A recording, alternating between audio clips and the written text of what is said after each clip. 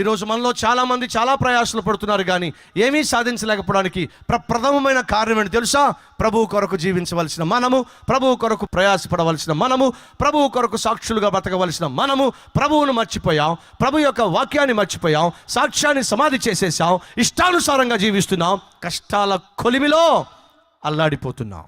యోనా తెలిసి తెలిసి దేవునికి దూరంగా వెళ్తున్నాడు. ఉన్నారా ఈరోజు తెలిసి తెలిసి దేవునికి దూరంగా వెళ్ళిపోతున్న వారు? ఏదో మనసులో పెట్టుకొని, ఏదో ఆలోచన పెట్టుకొని, ఏదో కోరిక పెట్టుకొని, ఏదో ఒక పాపము పెట్టుకొని, ఏదో ఒక ఉద్దేశం పెట్టుకొని దేవునికి దూరం అవుతున్నావని తెలిసి కూడా, అలా దూరం కావడం నీకు క్షేమము కాదని తెలిసి కూడా దినదినము దినదినము దినదినము దేవునికి దూరం అవుతున్నావా? అయితే జాగ్రత్త, దేవునికి దూరం అయ్యే నీ జీవితంలో ప్రమాదము ఎదురు చూస్తూ ఉంది, పొంచి ఉంది. యోనా ఎవరండి? ప్రవక్త. అంతకుముందు యోనా ప్రవచించినది ఖచ్చితంగా జరిగింది. 2వ రాజుల గ్రంథము 14వ అధ్యాయము 25లో మనం చూస్తాం. యోనా ఏమైతే ప్రవచించాడో అది 100కి 100 పాళ్ళు జరిగింది. అంటే 100కి 100 పాళ్ళు తాను ప్రకటించిన ప్రకటన జరిగి తీరుతుంది. అటువంటి రోషము కలిగిన యోనా ఇప్పుడు దేవునికి వ్యతిరేకంగా జీవిస్తున్నాడు. ఉన్నారా ఈరోజు ఎవరైనా? ఒకప్పుడు రోషంగా ప్రభు కొరకు జీవించిన సేవకులు, ఒకప్పుడు రోషంగా ప్రభు కొరకు బ్రతికిన వాళ్ళు, ఒకప్పుడు ఖచ్చితంగా వాక్యాన్ని చెప్పిన వాళ్ళు, ఒకప్పుడు ఖచ్చితంగా జీవించిన వాళ్ళు, ఒకప్పుడు ఖచ్చితంగా ప్రభు కోసం బ్రతికిన వాళ్ళు, ఈరోజు దేనికో ఒక దానికి రాజీ పడిపోయి దేవునికి దూరం అవుతున్న సేవకులు మన మధ్య ఎవరైనా ఉన్నారా? అయితే నువ్వెవరో తెలుసా? దేవునికి దూరం అవుతున్న సేవకుడివి, దేవునికి దూరం అవుతున్న విశ్వాసివి. ఓకే, దేవునికి దూరం అయితే ఏమవుతుంది? ఒక వ్యక్తి దేవునికి దగ్గరగా రావాల్సిందానికి బదులుగా దేవునికి దూరం అయితే ఏమవుతుంది? ఇప్పుడు జాగ్రత్తగా వినండి. మీరు ప్రశ్న వేసుకున్నారా? ఏమిటి ఆ ప్రశ్న?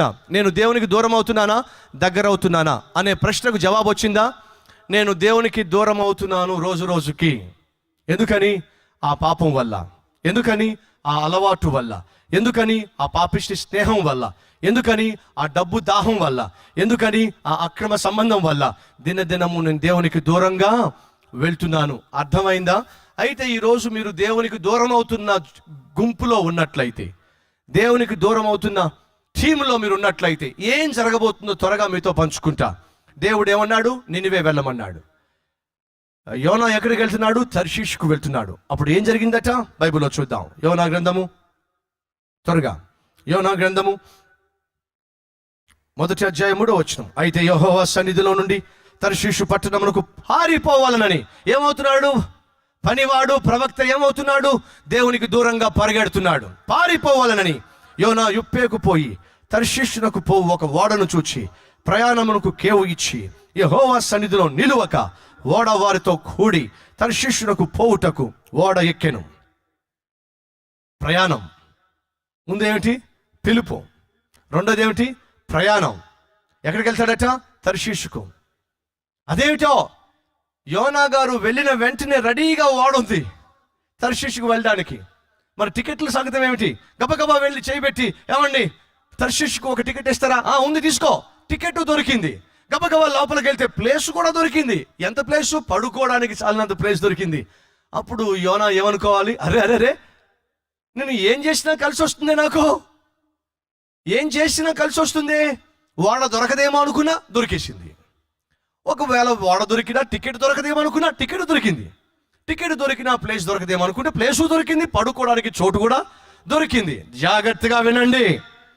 మనం దేవునికి వ్యతిరేకంగా వెళ్తున్నప్పుడు ప్రయాణానికి రిజర్వేషన్ సాతానుగాడే చేసి పెడతాడు. ఆ మాట మీకేమన్నా అర్థమైందా? మనం దేవునికి దూరంగా వెళ్ళాలి అని చెప్పి ప్రయాణం గడితే నీ ప్రయాణానికి కావాల్సిన రిజర్వేషన్ అంతా కూడా సైతానుగాడే ముందు అన్ని ఏర్పాట్లు చేసి పెడతాడు. యోనా అట దేవునికి దూరంగా వెళ్తుంటే అన్నీ కలిసి వస్తున్నాయట.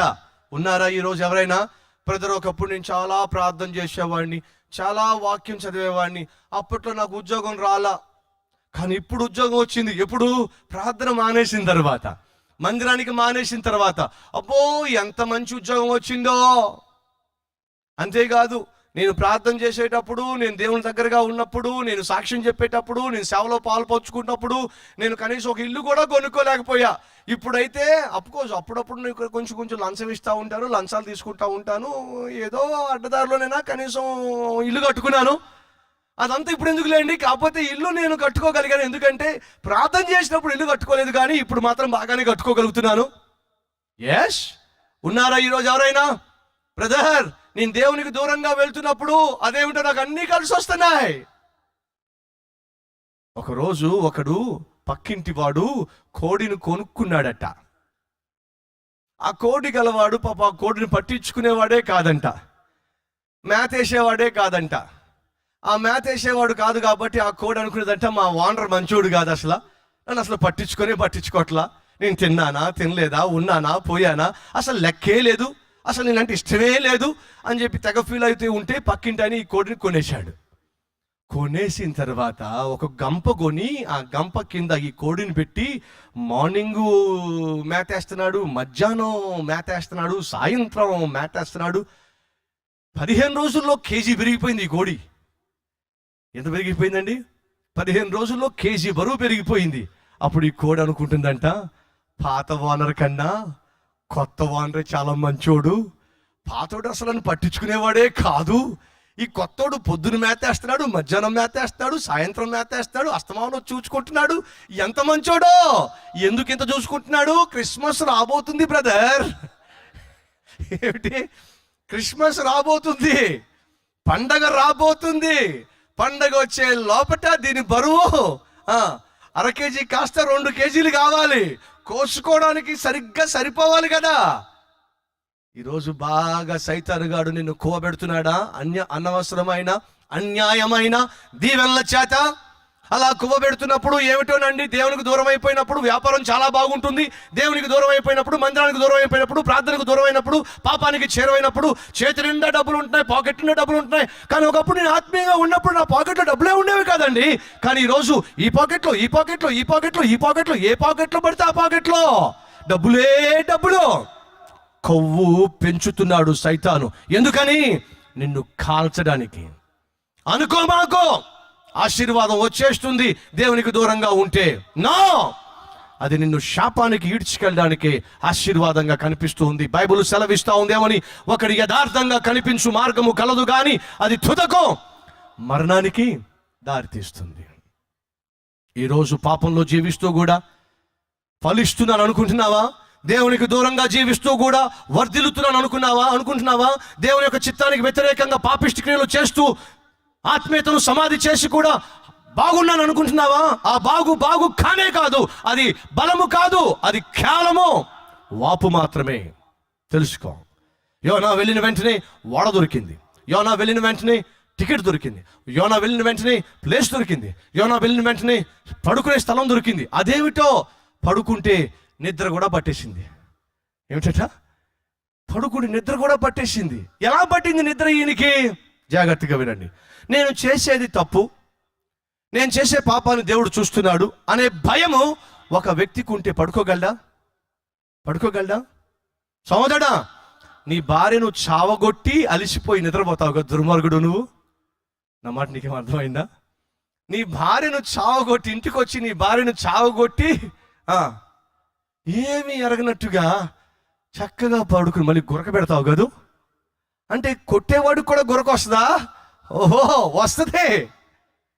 ఇంటికి వచ్చిన మొగుడికి అన్నం పెట్టడం చేత కాదు, ఇంటికి వచ్చిన మొగుడికి పచ్చి మంచిని ఇవ్వడం చేత కాదు, ఇంటికి వచ్చిన మొగుడిని అల్లాడింపచేసి వేధించి బాధించి ఇంట్లోంచి బయటకు గెంటి గురక పట్టి నిద్రపోతావు కదా సిస్టర్.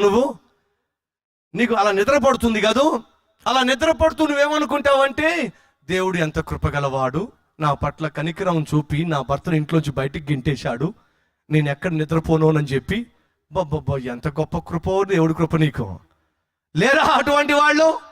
భర్తను వేధించుకు తినే భార్యలు ప్రశాంతంగా నిద్రపోతున్నారు, భార్యను ఇష్టం వచ్చినట్టుగా కొట్టే మొగుడు హ్యాపీగా నిద్రపోతున్నారు. ఎస్, నువ్వు పాపంలో జీవిస్తున్నా కూడా కొన్ని సందర్భాల్లో బాగా నిద్రపడుతుంది. ఈరోజు నువ్వు బాగా నిద్రపోతున్నావంటే జాగ్రత్త, ఒక రోజు నిద్ర పట్టని సమయము రాబోతుంది, అప్పుడు ఏడుపును పళ్ళు కొరుకుట ఉంటుంది అని బైబిల్ సెలవిస్తుంది. చక్కగా నిద్రపోతున్నాడు ప్రవక్త. అప్పుడు ఏమైంది తెలుసా? దేవుడు మాటలతో చెప్పాడు. ఎవరికి? యోనాకి.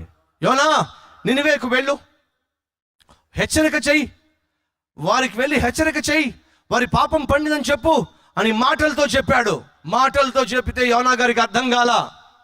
అప్పుడు దేవుడు ఆలోచన చేశాడు, ఈ నా సేవకుడికి మాటలతో చెప్తే అర్థం కావట్లా, సరే ఇప్పుడు చేతలతో చెప్తా అని చెప్పి యోనా విషయంలో దేవుడు ఏం చేశాడు, మాటలు చెప్పటం మానేశాడు, చేతలు మొదలు పెట్టేశాడు. ఏమిటి ఆ చేతలంటే, యోనా ఎక్కడ ఉన్నాడో, ఏ పడవలో ఉన్నాడో, ఏ ఓడలో ఉన్నాడో ఆ ఓడ చుట్టూ ప్రళయం వచ్చేసింది. ఓడ చుట్టూ కెరటాలు ఎగిసి ఎగిసి పడుతున్నాయి. ఓడ ప్రమాదంలో ఇరుక్కుంది, అటు ఇటు కొట్టబడుతుంది, ప్రయాణం ఆగిపోయింది. ఆ ఓడలో ప్రయాణం చేసేవాళ్ళు అల్లాడిపోతున్నారు. ప్రాణభయంతో బిక్కు బిక్కుమంటూ వాళ్ళు కొట్టుమిట్టాడుతున్నారు. కారణం, పాపము చేస్తున్న సేవకుడి వల్ల ప్రయాణం చేస్తున్న వ్యక్తులు కొట్టుమిట్టాడుతున్నారు. జాగ్రత్తగా విను ప్రియా సహోదరా సహోదరి, భర్తవై ఉండి దేవునికి వ్యతిరేకంగా పరుగులు తీస్తే నీ ఇంటికి శాపంగా మారుతుంది. భార్యవై ఉండి నీ ఇంటిలో గుణవతి అయిన స్త్రీగా, నీ ఇంటిలో జ్ఞానము కలిగి కాపురం చేయకపోతే నీ ఇల్లు అటు ఇటు కొట్టబడుతుంది.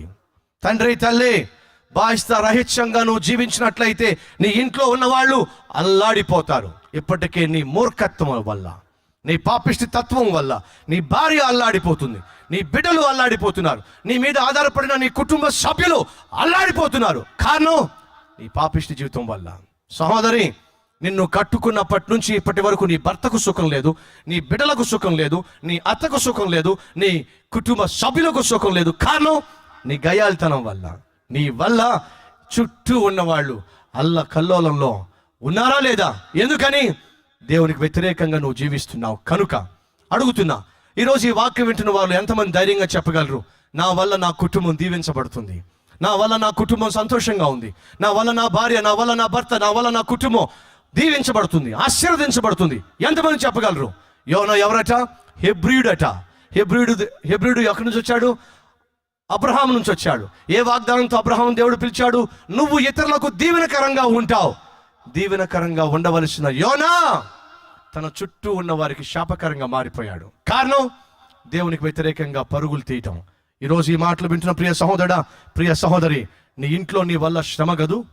తమ్ముడు చెల్లి, నీ ఇంట్లో నీ వల్ల మీ తల్లికి మీ తండ్రికి ఆయాసం కదూ, బాధ కదూ, దుఃఖం కదూ, ఆవేదన కదూ, సిగ్గుతో వాళ్ళు తల వంచుకునే విధంగా నువ్వు చేస్తున్నావు కదూ. ఎందుకని? దేవునికి వ్యతిరేకంగా నువ్వు జీవిస్తున్నావు కాబట్టి. జాగ్రత్తగా విను. యోనాయే ఆత్మీయుడే, ప్రవక్తే, కానీ దేవునికి వ్యతిరేకంగా అడుగులు వేసినప్పుడు ప్రళయాన్ని కొని తెచ్చాడు. దేవుడు మాటలతో చెప్పడం మానేశాడు, చేతలు మొదలు పెట్టేశాడు. సముద్రం ఉప్పొంగటం మొదలు పెట్టింది, ఆ ఓడ అటు ఇటు కొట్టబడ్డం మొదలు పెట్టింది. ఓడలో ఉన్నవాడు అల్లాడిపోతున్నారు. ఈరోజు ఈ మాటలు వింటున్న ప్రియ సహోదరి సహోదరుడా, త్వరలో ప్రశాంతంగా ఉంది నా ఉద్యోగం, ప్రశాంతంగా ఉంది నా వ్యాపారం, ప్రశాంతంగా ఉంది నేను చేసే పనులన్నీ అనుకుంటున్నావు, ప్రశాంతంగా పడుకుంటున్నావు. దేవుడు త్వరలో మాటలతో చెప్పటం మానేసి చేతలతో నీకు బుద్ధి చెప్పే రోజు రాబోతుంది. నీ చుట్టూ ఉన్న ప్రశాంతమైన వాతావరణం త్వరలో అల్ల కల్లోలంగా మారబోతుంది. నీ ఉద్యోగంలో అంతా బాగుంది అనుకుంటున్నావు, ఎవరు నీకు వ్యతిరేకం కాదనుకుంటున్నావు, ప్రశాంతంగా ఉద్యోగం చేసుకుని త్వరలో ప్రమోషన్ కూడా వస్తుంది అనుకుంటున్నావు కదా. జాగ్రత్తగా విను. త్వరలో నీ ఉద్యోగంలో నీ చుట్టూ ఉన్న ప్రశాంతమైన వాతావరణం అల్ల కల్లోలంగా మారబోతుంది. నీ చుట్టూ నీకు స్నేహితులుగా ఉన్నవాళ్లే నీ మీదకు లేవబోతున్నారు. నీ చుట్టూ నీకు మిత్రులుగా ఉన్నవాళ్లే, బంధువులుగా ఉన్నవాళ్లే నీ మీదకు శత్రువులుగా లేవబోతున్నారు. ఎందుకని? యోనా జీవితంలో అదే జరిగింది. అప్పటి వరకు ప్రశాంతంగా ఉన్న ప్రయాణం ఒక్కసారిగా అల్లకల్లోలంలో చిక్కుకొని పోయింది. ఓడ అల్లకల్లోలం చిక్కుకొని పోయింది. అప్పుడు యోనా గారు చేస్తుంది ఏంటో చెప్పగలరా? అందరూ వాళ్ళ వాళ్ళ దేవుళ్లకు ప్రార్థిస్తున్నారు, అందరూ వాళ్ళ వాళ్ళ దేవుళ్లకు దేవతలకు ప్రార్థన చేస్తున్నారు. మరి యోనా ఏం చేస్తున్నాడు? జాగ్రత్తగా వినండి. ఓడలో ఉన్న వాళ్ళందరూ కూడా ప్రాణ భయంతో బిక్కుమంటూ దేవుళ్లకు దేవతలకు ప్రార్థనలు చేసుకుంటూ ఉంటే, ప్రార్థించవలసిన ప్రవక్త ప్రార్థనా జీవితాన్ని సమాధి చేసి సంతోషంగా నిద్రపోతూ ఉన్నాడు. బయట ఏమో ప్రార్థనలు జరుగుతున్నాయి, లోపలేమో ప్రవక్త నిద్రపోతూ ఉన్నాడు. ఇప్పుడు అన్యుడు అక్కడికి వచ్చాడు, ఓడ నాయకుడు అక్కడికి వచ్చాడు. వచ్చి ఓయే ఎవరితో అంటున్నాడు? ఓ ప్రవక్తతో అంటున్నాడు. ఎవరు అంటున్నారు? ఒక అన్యుడు అంటున్నాడు, ఓయి నిద్రపోతా, నీకేమొచ్చింది? ఆ మాట ఎంత గౌరవమైన మాట అండి. సాధారణంగా పిచ్చి పిచ్చి పనులు చేసే వాళ్ళను, పాపిష్టి పనులు చేసే వాళ్ళని చూసి ఒరే ఒరే ఒరే ఒరే ఒరే నీకేమొచ్చిందిరా అంటారు కదా. ఒక అన్యుడు వచ్చి యోనాను చూసి అంటున్నాడు, ఓయి నిద్రపోతా, నీకేమొచ్చింది? ఎంత సిగ్గుచేటండి. అన్యుడు వచ్చే ప్రశ్నించే కర్మ, అన్యుడు వచ్చి నిలదీసే కర్మ ఎందుకు పట్టింది యోనాకి? ప్రార్థించాల్సిన సమయంలో ప్రార్థించక పడుకున్నందుకే కదా. ఈ రోజున ప్రియ సహోదరి సహోదరులారా, జాగ్రత్తగా వినండి. అన్యులే వచ్చి నిన్ను వేలు పెట్టి చూపిస్తున్నారా? నీది ఒక బతుకేనా? నీది ఒక ఆత్మీయతేనా? నీది ఒక సాక్ష్యమేనా? నీది ఒక ఇల్లేనా? నీది ఒక కొంపేనా? నీది ఒక సంసారమేనా? నీవు ఒక భర్తవేనా? నువ్వు ఒక భార్యవేనా? నువ్వు ఒక ఇల్లాలివేనా? నువ్వు ఒక మనిషివేనా? మన చుట్టూ ఉన్న వాళ్ళు మనల్ని చూసి ఈ విధంగా ప్రశ్నిస్తున్నారు అంటే మనం పతన అవస్థలో ఉన్నాము, మర్చిపోవద్దు. అన్యుల మధ్య మన దేవుని నామాన్ని అవమానపరిచే దిక్కుమాలిన స్థితికి ఎప్పుడూ దిగజారవద్దు. యోనా దిగజారిపోయాడు. ఎటువంటి స్థితిలో? చుట్టూ ప్రళయం ముంచుకొస్తా ఉంటే ఏమీ తెలియదే, చుట్టూ అల్లకల్లోలంగా ఉంటే ఏమీ తెలియదే. తాగుబోతు అయిన భర్త, నీ ఇంట్లో అల్లకల్లోలం ఉంటే, నీ ఇంటి చుట్టూ అల్లకల్లోలం ఉంటుంది, నీకేమీ తెలియదే. ఇంటికి వచ్చి ఆ ఇంటి ఓనర్ వచ్చి తిట్టిపోతే నీకేమీ తెలియదే. ఆ కిరాణా షాపు వాడు వచ్చి డబ్బులు కట్టలేదని చెప్పి ఇంటికి వచ్చి తిట్టిపోతే నీకేమీ తెలియదే. నీ పిల్లలు స్కూల్లో ఫీజు కట్టలేక వాళ్ళు క్లాస్లోంచి బయటకు గెంటి వేయబడితే నీకేమీ తెలియదే. ఎందుకని? మత్తులో ఉన్నావు కాబట్టి. నీ ఇంటి పరిస్థితి ఏమిటో, నీ పిల్లల పరిస్థితి ఏమిటో తెలియదు. అక్రమ సంబంధంలో జీవిస్తున్న మొగుడు, అక్రమ సంబంధంలో జీవించే భార్యకు ఏం తెలుసు? బిడ్డల బాధ్యత ఏం తెలుసు? కుటుంబ గౌరవం గురించి ఏం తెలుసు? ఈరోజు ఈ మాటలు వింటున్న సహోదరుడా సహోదరి, జాగ్రత్తగా విను. ఆ రోజు ఆత్మీయుడైన యోనా ప్రార్థించాల్సిన దానికి బదులుగా నిద్రపోతున్నాడు. ఆఖరికి అన్యుడు వచ్చి, ఓ ఈ నిద్రపోతా, లేచి నీ దేవునికి ప్రార్థించు అని అన్నాడు. జాగ్రత్తగా వినండి. ఎప్పుడైనా దేవుడు ఎవరినైనా శిక్షించే ముందు వాళ్ళకి వార్నింగ్ ఇస్తాడు. ఆ మాట వింటున్నారా? ఎప్పుడైనా ఎవరినైనా దేవుడు శిక్షించే ముందు వార్నింగ్ ఇవ్వకుండా మాత్రం ఆయన శిక్షించడు. బైబిల్ సెలవిస్తుంది, ఎన్నిసార్లు గద్దించినా లోబడనొల్లని వాడు అంటే అర్థం ఏమిటి? ఎన్నోసార్లు దేవుడు ముందేం చేస్తాడు? గద్దిస్తాడు. లోబడకపోతే అప్పుడే శిక్షిస్తాడు. యోనా దగ్గరికి వచ్చి ఓడ నాయకుడు వచ్చి ప్రార్థించు అంటే ప్రార్థన చేశాడా? చేశాడా? దేవునికి దూరం అయిపోయే వాడిలో కనిపించే సాధారణమైన గుణం ఏంటో తెలుసా? వాడు ప్రార్థన చేయడు. అన్నమాట మీకు అర్థమైందా? దేవునికి దూరం అయిపోయేవారు, నాశనానికి చేరువైపోయేవారు, త్వరలోనే దేవుని యొక్క ఉగ్రతకు లోబడేవాళ్ళు, సాధారణంగా వారిలో కనిపించే లక్షణం ఏమిటంటే వారిలో ప్రార్థనా జీవితము ఉండదు. ఎందుకని? పాపం చేసేవాడు ప్రార్థన చేయలేడు, ప్రార్థన చేసేవాడు పాపము చేయలేడు. ఇప్పటి వరకు మనం చదివిన వచనాల్లో ఎక్కడైనా యోనా ప్రార్థన చేశాడా? ఎక్కడా ప్రార్థన చేయలా. ఎందుకని?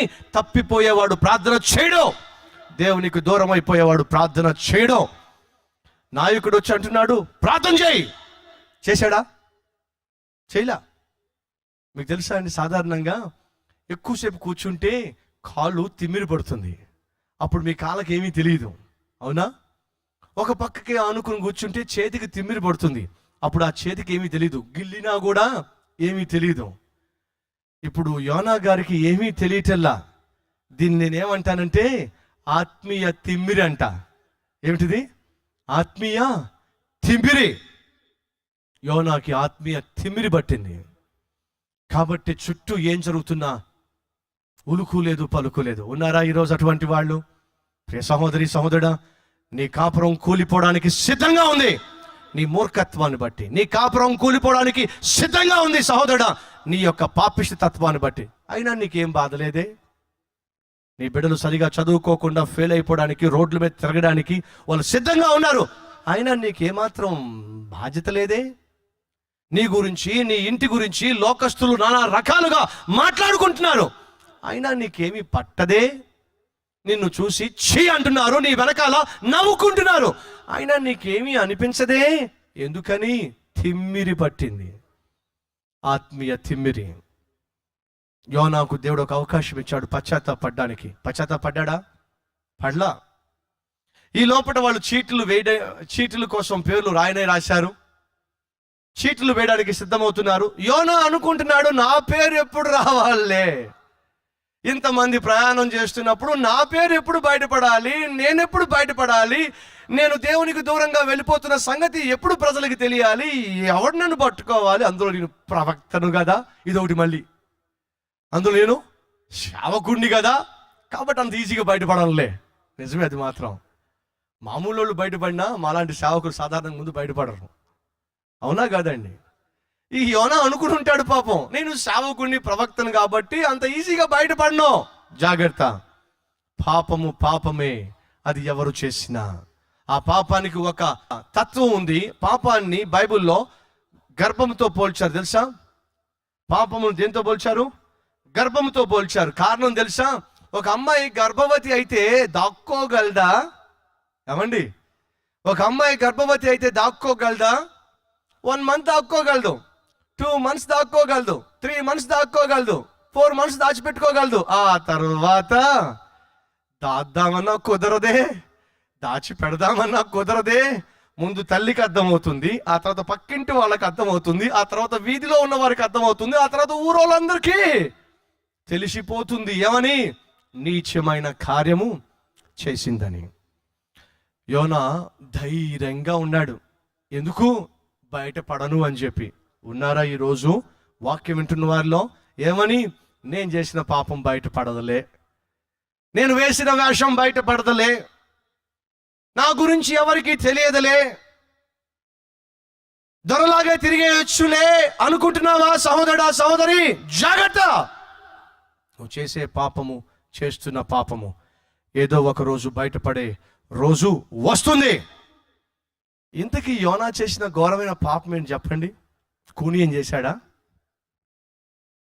లేదా 2-3 పెళ్లి చేసుకున్నాడా? ఇక్కడ ఒక భార్యను పెట్టి ఇంకొక చోట సేవ మొదలు పెట్టి అక్కడ ఒక సెటప్ పెట్టాడా? ఏమిటి యోనా చేసిన తప్పు? దావీదులాగా ఏమైనా వ్యభిచారం చేశాడా? ఆకాన్లాగా ఏమైనా బంగారపు కమ్మి పట్టుకెళ్ళాడా? మరి ఎందుకండి యోనా చేసిన తప్పుకు అంత భయంకరమైన శిక్ష పడింది? జాగ్రత్తగా వినండి సహోదరి, సహోదరుడా, జాగ్రత్తగా విను. ఈ విషయం నేను చెప్పి ముగిస్తా. ఈ లోకంలో ఉన్న అన్ని తప్పుల కన్నా ఘోరమైన తప్పు ఏదైనా ఉంది అంటే అది సువార్త తెలిసి కూడా చెప్పకుండా మౌనంగా ఉండటమే అన్నిటికన్నా ఘోరమైన తప్పు. నమ్ముతారా దీన్ని? యోనా, నినివే పట్టణస్థులు పాపం పండిపోయింది, వారికి నేను శిక్ష విధించబోతున్నా, కానీ నువ్వు వెళ్ళి ముందు చెప్పు, వాళ్ళు ఏమైనా మారతారేమో అని చెప్పి యోనాను పంపిస్తే యోనా చెప్పడంట, దేవుడు ఆశించినట్టుగా జీవించడంట, తన ఇష్టానుసారంగానే బతుకుతాడట. ఈరోజు నా ప్రియ సహోదరుడా, నా ప్రియ సహోదరి, నువ్వు నిష్టానుసారంగా జీవించే జీవితాన్ని ఏర్పరచుకున్నట్లయితే నీ చుట్టూ ప్రళయము తప్పదు, నీ జీవితము అల్లకల్లోలంలో ఉండక తప్పదు, ఏదో ఒక రోజు నీ బ్రతుకు బయటపడక తప్పదు. యోనా పేరు బయటకు వచ్చినప్పుడు సిగ్గుతో తల వంచుకున్నాడా, వంచుకోలేదా? ప్రవక్త, దేవుని ప్రవక్త సిగ్గుతో తల వంచుకోవాల్సిన అవసరం ఏమిటి? ఈరోజు ఈ మాటలు వింటున్న సహోదరి, సహోదరుడా, త్వరలో నువ్వు కూడా నలుగురిలో తల వంచుకునే రోజు, తల దించుకునే రోజు రాబోతుంది. నిన్ను నీవు సరిచేసుకోకపోతే. అప్పుడు యోనా ఒప్పుకున్నాడు, నేను జీవము కలిగిన దేవుని ప్రవక్తను, ఆ దేవుని దగ్గర నుంచి దూరంగా వెళ్ళిపోతున్నా. ఆయన చెప్పిన పని ఒకటి, నేను చేస్తుంది ఒకటి, దానివల్ల ఈరోజు నాకు ఎంత శిక్ష వచ్చి పడింది, నా వల్ల మీకు శిక్ష వచ్చి పడింది. అయితే ఇప్పుడు ఏం చేయమంటావు? ఇప్పుడు ప్రళయం ముంచుకొస్తుంది, వాడ అటు ఇటు కొట్టబడుతుంది, మేమందరం చావబోతున్నాం, మరి ఇప్పుడు ఏం కావాలి చెప్పు. యోనా అప్పుడు కళ్ళు తెరిచాడు. అది తప్పటం వల్ల, దేవునికి దూరం కావడం వల్ల, నా వల్ల ఇంతమంది చనిపోవడం న్యాయమా? He came back to senses. బుద్ధి వచ్చింది. అప్పుడు యోనా అంటున్నాడు, అయ్యా, మీరు బ్రతకాలి అంటే ఒకే ఒక మార్గం, నన్ను మీరు సముద్రంలో పడేయండి. అరే, చచ్చిపోతావయ్యా నువ్వు, వేరే మార్గం లేదు. పాపం వల్ల వచ్చే జీతం మరణమే. నో ఛాన్స్, నో చాయిస్, చచ్చిపోవటమే. నన్ను సముద్రంలో పడేయండి. జాగ్రత్తగా వినండి. అక్కడే యోనా తన అసలైన మంచితనాన్ని ప్రదర్శించాడు. ఏమిటంటే, ప్రభువా, నేను చేసిన పాపం వల్ల నాతో ఉన్నవారు ఎందుకు శిక్షించబడాలి? నేను కదా శిక్షించబడాల్సింది. ఆ శిక్ష నా మీదే వెయ్యి ప్రభువా. నన్ను మీరు సముద్రంలో పడేయండి. తప్పు ఒప్పుకున్నాడా ఒప్పుకోలేదా? జాగ్రత్త చెప్పండి. ఒప్పుకున్నాడా ఒప్పుకోలేదా? తప్పు ఒప్పుకున్నాడు. శిక్ష కూడా భరించడానికి సిద్ధపడ్డాడు. పరలోకం నుంచి దేవుడు చూశాడు, తెగ మురిసిపోయాడు. నా సేవకుడు తప్పు ఒప్పుకున్నాడే, తప్పు చేసిన నా వాడు తప్పు ఒప్పుకున్నాడే, తప్పు ఒప్పుకొని శిక్ష కూడా భరించడానికి సిద్ధమయ్యాడే. వాళ్ళు అమాంతంగా యోనాను ఎత్తి నీళ్ళల్లో పడేస్తే, జాగ్రత్తగా వినండి, తప్పు చేసిన యోనాను ఎత్తి సముద్రంలో పడేస్తే, ఆ ప్రేమ కలిగిన దేవుడట ఆ పెద్ద చేప ద్వారా కాసు కూర్చున్నాడటండి. దేనికి? తప్పును ఒప్పుకున్న తన ప్రవక్తను కాపాడుకోవడానికి, మరలా వాడుకోవడానికి. ఎంత గొప్ప దేవుడు అండి నేను ప్రకటించే దేవుడు. నెంబర్ 1, పిలిచాడు దేవుడు, ఒప్పుకోలా. ఉన్నారు ఎవరైనా? దేవుడు నిన్ను పిలుస్తున్నాడు దేవుని కొరకు జీవించమని. దేవుడు నిన్ను పిలుస్తున్నాడు ఆయనకు సాక్షిగా బ్రతకమని. ఒకవేళ నువ్వు ఆయన పిలుపుకు వ్యతిరేకంగా జీవించినా, అలా వ్యతిరేకంగా జీవించి ఏ పని మొదలు పెట్టినా ఆ పని నీకు సక్సెస్ కానే కాదు. శిష్యులు చేపలు పట్టలేకపోయారు రాత్రంతా ప్రయాసపడినా. నెంబర్ 2, ప్రయాణం. ఎక్కడి నుంచి ఎక్కడికి? దేవుడి నుంచి దూరానికి.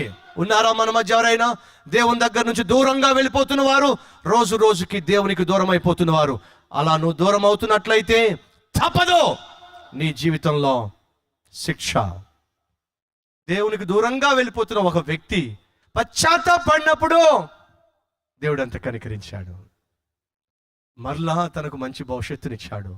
మరలా తనను వాడుకున్నాడు. ఈరోజు ఈ మాటలు వింటున్న ప్రియ సహోదరుడా, సహోదరి, నువ్వు ఎంతగా దేవునికి దూరం అయిపోయినా, ఎంతగా పాడైపోయినా, ఎంతగా నీకు ఆత్మీయ తిమ్మిరి పట్టినా, నీ వల్ల ఎంతగా నీ కుటుంబం వాళ్ళ సభ్యులకు సిగ్గుకరంగా నువ్వు జీవించినా, అవమానపరిచినా, దేవుడు నిన్ను క్షమించాలని, దేవుడు నిన్ను కనికరించాలని, దేవుడు నిన్ను ఆశీర్వదించాలని ఈరోజు మరలా నీకు మరొక జీవితాన్ని ఇచ్చి, మంచి భవిష్యత్తునిచ్చి, నీ వల్ల అనేక మంది రక్షించబడే విధంగా నిన్ను వాడుకోవాలని ఆశపడుతున్నాడు. ఆ యేసుక్రీస్తుకి ఈరోజు నీ జీవితాన్ని ఇస్తావా? నీ తప్పును ఒప్పుకొని, నా వల్లే ఈరోజు ఈ పరిస్థితులు ఇలా తయారైనాయి, నా వల్లే నా కుటుంబం ఇలా తయారైంది, నాదే లోపము, నాదే దోషము ఒప్పుకొని విడిచిపెడితే ఈరోజు ప్రభువు నిన్ను కనికరించాలని ఆశపడుతున్నాడు. ఒప్పుకుంటావా నీ తప్పు? చెప్పుకుంటావా నీ ప్రభుతో? ఈరోజు లెట్ us pray. ప్రార్థన చేద్దాం. ప్రతి ఒక్కరు తలలు వంచండి. మహాపరిశుద్ధుడు అయిన ప్రేమ కలిగిన తండ్రి, ప్రవ్వా, నాకు తెలుసు నేనేం చేయాలో. నేను ఆత్మీయుడిగా జీవించాలి, పరిశుద్ధునిగా జీవించాలి, పరిశుద్ధురాలుగా జీవించాలి, సాక్ష్యాన్ని కాపాడుకోవాలి, నీ కొరకు నేను జీవించాలి. అన్నీ తెలుసు. తెలిసినా డెలిబరేట్గా చేయకూడని పాపిష్టి పనులు చేస్తూ వచ్చా. నన్ను క్షమించు నాయనా. ఈరోజు ఒప్పుకుంటున్నారో, ప్రభువా, నాదే లోపం, నాలోనే పాపం ఉంది. ఏమిటది? నీకు దినదినము దూరంగా వెళ్ళిపోవటమే.